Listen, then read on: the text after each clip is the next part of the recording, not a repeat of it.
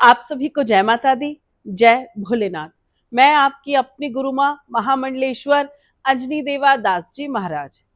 आप सब जानते हैं कि श्राद्ध पक्ष चल रहा है और इस श्राद्ध पक्ष में हम सभी अपने पितरों के निमित्त कर्म कार्य कर रहे हैं, जिससे पितृ प्रसन्न हो जाए और हमारे जीवन की मुश्किलें कम हो जाए।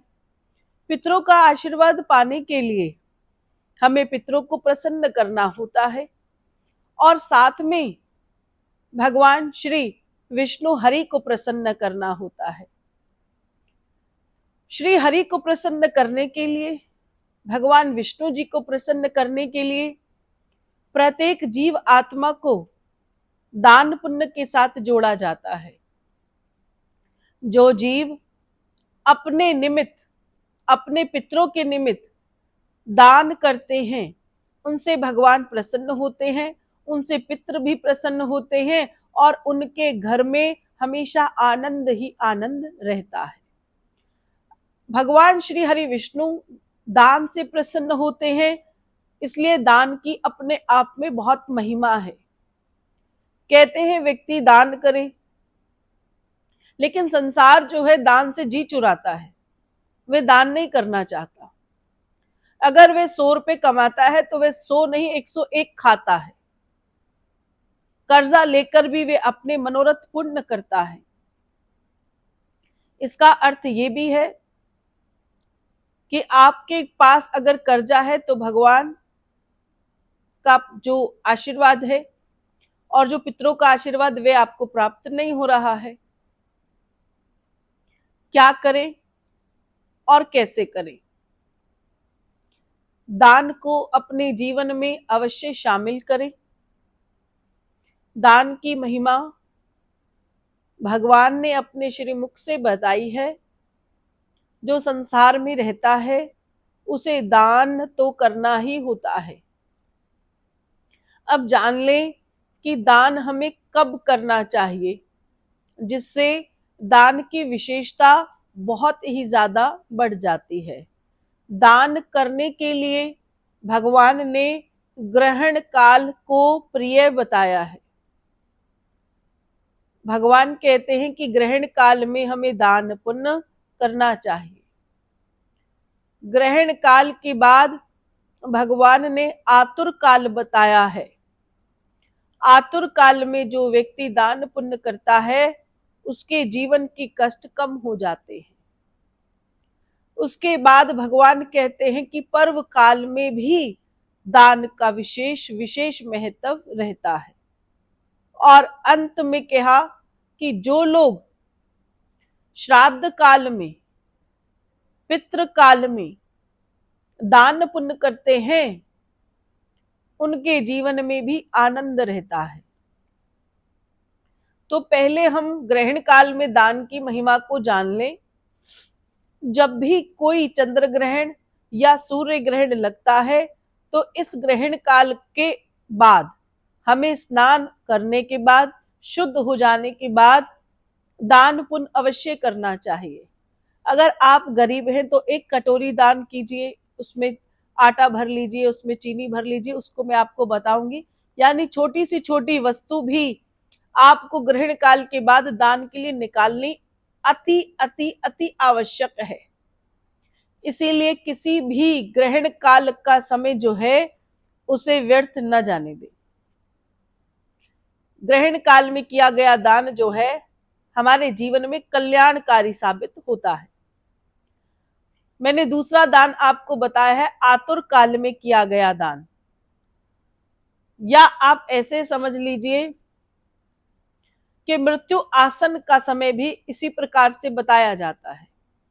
आतुर काल का अर्थ होता है कि जब हमारे माता पिता, दादा दादी उस समय पर आ जाए कि उनकी मृत्यु कभी भी हो सकती है। वे बिस्तर पर हो सकते हैं, बहुत बीमार हो सकते हैं, उम्र के एक दौर में आकर कि अब उनका शरीर जो है कमजोर हो गया है।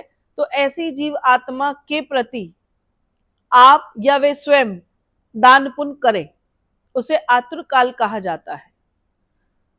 अगर किसी व्यक्ति ने अपने जीवन काल में कभी कोई दान नहीं किया है और अब उसका जो शरीर है बिल्कुल मृत्यु के समान होने वाला है और उसको नीचे लिटा दिया गया है, तो मृत्यु से पहले ही उसके हाथ से दान पुण्य अवश्य करा देना चाहिए, जिससे आपके लिए भी आसानी होती है और उस जीव आत्मा को भी मुक्ति मिल जाती है। इसीलिए आतुरकाल का दान बहुत ही विशेष बताया गया है। तीसरे नंबर पे मैं आपको बता रही हूं पर्व काल। पर्व काल क्या होता है? तो पर्व काल को समझने के लिए सबसे पहले आप पूर्णमासी को ले लीजिए और अमावस्या को ले लीजिए, उसके बाद एकादशी और द्वादशी को ले लीजिए, और उसके बाद आपका जन्मदिन, आपके घर में शादी, कोई भी पर्व काल जो भी आपके लिए बहुत खुशी का समय रहता हो, वो भी दान पुण्य का समय रहता है। और अंतिम में कह रही हूं पितृपक्ष, श्राद्ध काल। जब आप श्राद्ध करते हैं, जब पितरों का समय आता है, श्राद्ध लग जाते हैं 16 दिनों के, ऐसे समय में किया गया दान बहुत ही विशेष रहता है। आप चाहें तो 16 दिनों के भीतर कीजिए, या फिर जब आपके घर में ही श्राद्ध होता है आपके पितरों का, तब आप दान कीजिए। इसकी बहुत बहुत महिमा बताई गई है।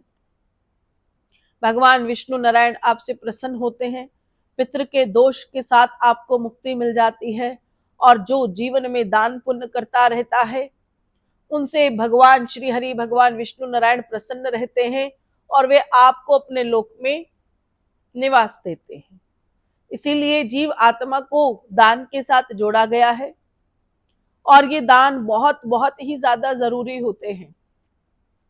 हम लोग अपने अच्छे दिनों में खाते हैं, पीते हैं, सोते हैं, अपने जीवन को जीकर खत्म कर देते हैं, लेकिन जब कोई कष्ट की घड़ी आती है तो हम वे कष्ट भगवान के नाम पर निकाल देते हैं कि भगवान ने मुझे ये कष्ट दिया है, मेरे घर में गरीबी भगवान की वजह से आ रही है, मेरे घर में किसी की मृत्यु हो गई, कोई दुख आ गया, ये भगवान की वजह से हो रहा है। नहीं, अगर आप भगवान को दोषी करार करा रहे हैं तो ये बिल्कुल गलत है। बस आप अपने जीवन जीने के तरीके को बदल लीजिए, आपके जीवन के दुख अपने आप कम हो जाएंगे, शून्य रूप में आ जाएंगे। इसीलिए आपको दान से जोड़ा जाता है। जब आप किसी संत समाज में जाते हैं, किसी सन्यासी के पास जाते हैं, तो वो सबसे पहले कहते हैं दान पुण्य करो। आप लोग समझते हैं कि दान पुण्य की बात कर रहे हैं तो ये लोग ढोंगी हैं। तो मेरे कहने का अर्थ केवल इतना है कि दान पुण्य का मतलब करोड़ों रुपए से नहीं होता। आप जिस भी रूप में अपने मन भावना के साथ दान पुण्य करते हैं, दान करते हैं, इससे हमारा कल्याण होता है। तो आज मैं आपको विशेष रूप से बता देती हूँ, जो 4 काल मैंने आपको निर्धारित किए हैं, उन 4 कालों में से आपको जब भी कभी दान करने का भाव बने तो किस प्रकार के दान हमें करने चाहिए। तो सबसे पहले आप सब देख रहे हैं कि श्राद्ध काल चल रहा है, और श्राद्ध काल में हम लोग क्या देख रहे हैं कि हम हर रोज काले तिल का उपयोग कर रहे हैं, और काले तिल से ही हम पितृ तर्पण कर रहे हैं। सूर्य उदय होने के बाद उन्हें जल चढ़ा रहे हैं। जिन्होंने अब तक जल नहीं चढ़ाया है उनको कई बार कहती हूँ कि सूर्य देवता को प्रणाम कर लिया कीजिए, जिससे सूर्य नारायण भगवान प्रसन्न होते हैं। तो इसी प्रकार से आप तिल उन्हें दे रहे हैं। तो तिल के दान की बहुत विशेष महत्वता बताई गई है हमारे शास्त्रों में, हमारे पुराणों में। ये काले तिल की महिमा है तर्पण हेतु। अगर आप दान के लिए तिल दे रहे हैं तो हमेशा सफेद तिल का दान करना चाहिए। सफेद तिल की महिमा अपरंपार बताई गई है। तो आप पहला दान तिलों का दान जरूर कीजिए। आप कच्चे तिल का दान कर सकते हैं, तिल से बनी हुई कोई मिठाई का दान कर सकते हैं, नहीं तो आप कच्चे तिल ही दान में अवश्य कीजिए। दूसरी बात मैं आपको कहूंगी कि आपको नमक का दान करना चाहिए। नमक का दान करना भी हमारे जीवन काल में बहुत ही ज्यादा जरूरी है। पितृपक्ष में कीजिए, किसी का मृत्यु का समय आ रहा है उसके हाथों से लगवाकर आप वे दान पुण्य कर सकते हैं। उसके बाद आपको समझ में आना चाहिए। आप रुई का दान कर सकते हैं। रुई के दान की अपने आप में महिमा है। लेकिन अगर आप कहीं मंदिर में एक जोत का पैकेट दे देते हैं, आप सोचते मैं कोई ये दान पुण्य कर रही हूं, तो रुई का दान का मतलब है रुई का बना हुआ सामान, जैसे कि ओढ़ने वाला बिस्तर, जैसे कि कोई गद्दा जो रुई का बना हुआ हो, तकिए जो रुई के बने हुए हो, इस प्रकार से रुई के दान का बहुत बड़ा महत्व भगवान बताते हैं। तो आप रुई का दान अपने पितरों के निमित्त कर सकते हैं, अपने माता पिता के निमित्त कर सकते हैं। उसके बाद घी का दान का बड़ा महत्व है। जो व्यक्ति घी का दान करते हैं उनके जीवन में सदैव आनंद भरा रहता है। अब अगर आपकी पॉकेट में जो पैसा है उसके अनुसार आप ज्यादा घी दान करना चाहे तो भी ठीक है, कम से कम भी कर सकते हैं। इसलिए भगवान कहते हैं कि 125 ग्राम से कम का घी कभी भी किसी को नहीं देना चाहिए। अगर आप दान पुण्य भी कर रहे हैं तो कम से कम 125 ग्राम वस्तु अवश्य होनी चाहिए। सेवा में दे रहे हैं तो ऐसा नहीं कि एक चम्मच आप कहीं लाकर रख दें। 125 ग्राम की व्यवस्था आपके पास अवश्य हो और आप उसे दान में जरूर डालिए। भगवान कहते हैं कि शक्कर का दान का बड़ा महत्व है। आप शक्कर दान कीजिए, खांड बूरा दान कर सकते हैं, यानी मीठा। खांड बूरा भी हो सकता है और वो शक्कर भी हो सकती है। तो आपको कुछ समझ में ना आ रहा हो तो आप किसी को भी खांड बूरा या शक्कर भी दान में दे सकते हैं। तो आप 1.25 किलो कम से कम शक्कर अवश्य लेकर और इसे आप दान में दीजिए। भगवान कहते हैं कि वस्त्र का दान बहुत अच्छा माना जाता है, इसलिए हमें वस्त्रों का दान करना चाहिए। वस्त्र देने वाला जिसको आप भी वस्त्र दे, एक तो वस्त्र ऐसा दे जो उपयोगी हो। आप जिसको वस्त्र दे वो उस वस्त्र को पहने। अब आपने कुछ ऐसा दे दिया जो पहनने योग्य नहीं है तो वे दान जो है आपका लगता नहीं है। इसलिए वस्त्र उसी प्रकार का हो किसको दे रहे हैं और क्या वे उसका उपयोग करना चाहता है, क्या उसे उस कपड़े को देखकर आनंद की अनुभूति हो रही है। तो इसलिए कपड़े के दान की महिमा बहुत विशाल बताई गई है। उसके बाद बहुत अच्छा भगवान कहते हैं कि हमें भूमि का दान करना चाहिए। अब आप सोचेंगे मेरे पास तो पैसा ही नहीं है, तो अगर आप भूमि का दान नहीं कर सकते तो वहां पर जहां पर निर्माण कार्य चल रहे हों, जहां पर कोई भूमि लेने की बात कर रहा हो, जहां कोई निर्माण मंदिर का चल रहा हो, गौशाला का निर्माण चल रहा हो, आप कहीं पर भी अपनी राशि दान में दे सकते हैं। अब ये दान की राशि की जब हम बात करते हैं कि हम बड़ा तो कर नहीं सकते, लेकिन हमें अपने दान की राशि, दान पुण्य का पैसा वहीं देना चाहिए जहां व्यक्ति की सख्त जरूरत हो, ऐसा भगवान बोलते हैं। अब हम लोग वही दान करने चले जाते हैं जहां पहले ही बहुत सारा दान आया हुआ है। इसीलिए संत समाज में जहां कहीं भी आप दान दें, इस बात का विशेष महत्व रखिए कि जहां बहुत ज्यादा जरूरत हो वहीं पर ही हमें दक्षिणा दान रूप में देनी चाहिए। उसके बाद भगवान कहते हैं गोदान। जिस जीव प्राणी ने गोदान कर दी उसके जीवन में आनंद हो जाता है। तो हमें गोदान का बहुत बड़ा महत्व बताया गया है। अब गौदान भी हम नहीं कर पाते हैं क्योंकि कलयुग में बैठे हैं। गौ माता किसको दान में दे, कौन सेवा करेगा, वो करेगा या नहीं करेगा, सो बातें। तो गौदान का विशेष महत्व तो है ही, साथ में गौ सेवा का भी महत्व है। इसीलिए हमें गौ माता को समय समय पर उनके पास जाना चाहिए, समय समय पर वहीं सेवा में उनको चारा दे देना चाहिए, उन्हें फल दे देने चाहिए, उन्हें किसी प्रकार का मीठा खट्टा जो आपको अच्छा लगे उन्हें वहां अपने हाथों से उन्हें खिलाकर आना भी गो सेवा और गोदान का बहुत विशेष महत्व बताया गया है। और सबसे अंत में और सबसे सुंदर और सबसे उत्तम दान की अगर मैं बात करूं तो वे है कन्या का दान। जिसके परिवार में, जिसके घर में कन्या वास करते हैं और अगर वे जीव अपने हाथों से कन्या का दान कर दे तो ये महादान कहलाता है। अब जिनके अपने घर कन्या है वे तो उनका दान करेंगे ही, कन्या दान के रूप में दूसरे के घर में रोशनी करने के लिए ये दान करेगी ही। लेकिन अगर कोई गरीब की कन्या है, वे अपने बच्चे का विवाह नहीं कर सकता है, तो उसके विवाह में अगर आप सहयोग कर देते हैं तो भी कन्यादान ही कहलाता है।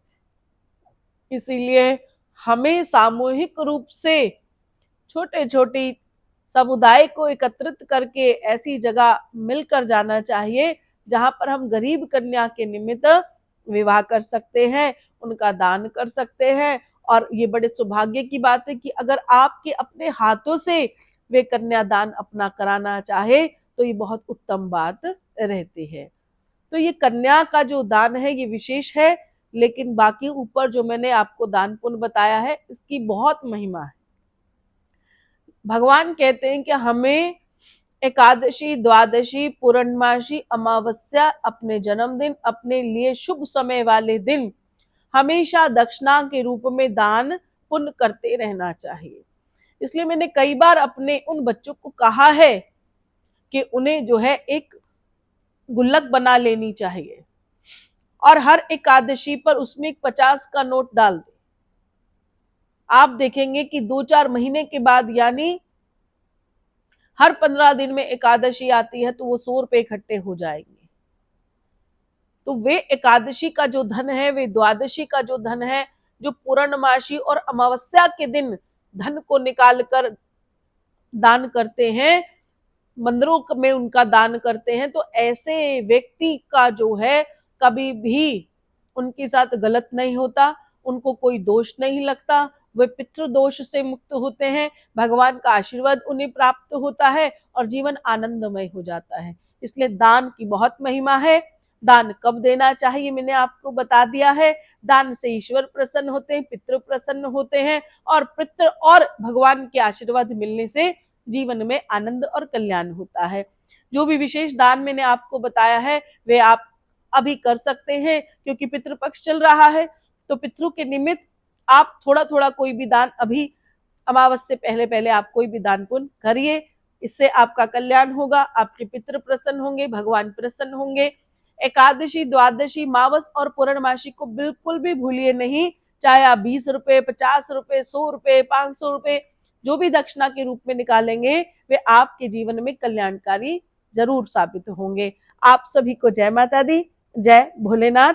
चैनल को सब्सक्राइब कीजिए, वीडियो को शेयर कीजिए और कमेंट में प्यार भरी जय माता दी अवश्य लिखिए। आप सभी को मेरी ओर से प्यार भरी जय माता दी, जय भोलेनाथ।